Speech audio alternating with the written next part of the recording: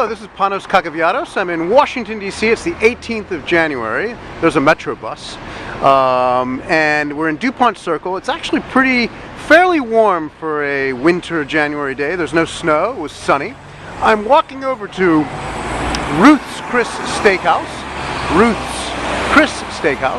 where Eric Daramon of Chateau Figeac will be joining us for a vertical of 11 vintages of Chateau Figeac, going from 1986 to 2009. Nice. Oh, did it. Excellent. Score one for the sommelier. I get a lot of mineral. I mean, from all of these, I get a really nice sense of like this mineral, rocky earth.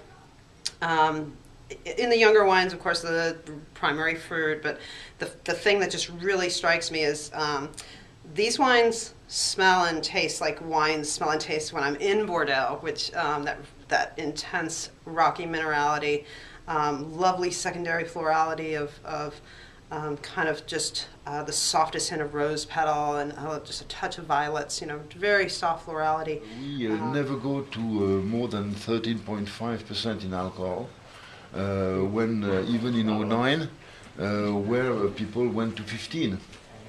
So I want to keep this freshness, this acidity, which gives the wines a pleasure of drinking.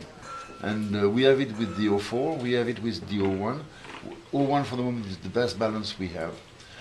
2000, I was fearing to go too far in maturity, so I stopped maybe a little too early, which means that it will need time to settle.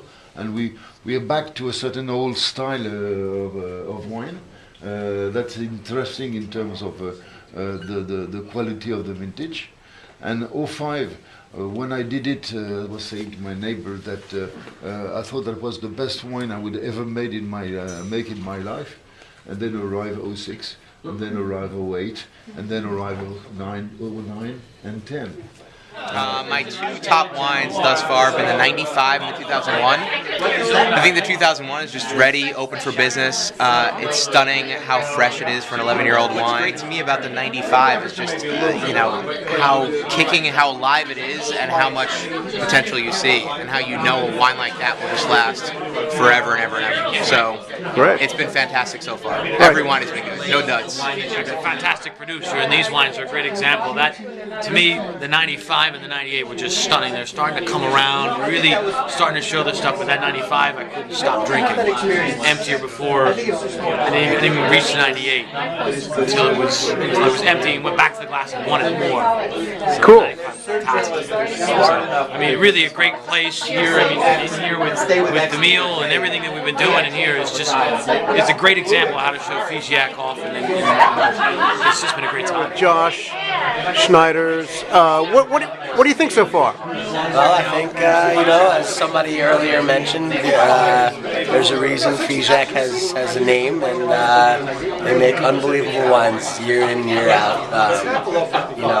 The vintages are so expressive, and as we're on our fourth flight, I guess the more mature, the more impressed I am. So I'm happy to be here. All right, cool, great, thanks. A lot of us that are here, especially Figeac, is kind of our white knight in the sense that it never played the game. It wasn't worried about how many points that it got from a certain person from Moncton. It wasn't worried about how it would show in a tasting of 60 wines in a row, because it's built to age. It's not built to show bombastic style. I'll say that these pose some real challenges. The 01, the 05, the 98. These are probably the most accessible commercially. And the challenge is going to be laundering the purchases and smuggling them into my house. I'm not supposed to be buying this anymore.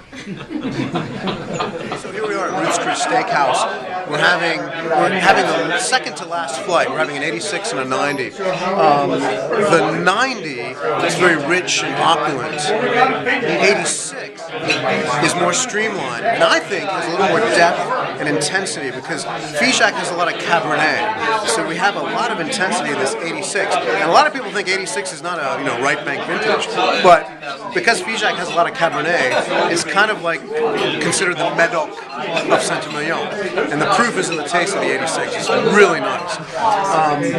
The 90, we also had a problem with one of the bottles. It was a bit dusty, tan, and some thought it might have been corked, but I don't think it was corked. It was just very dusty and kind of a little bit not as fresh.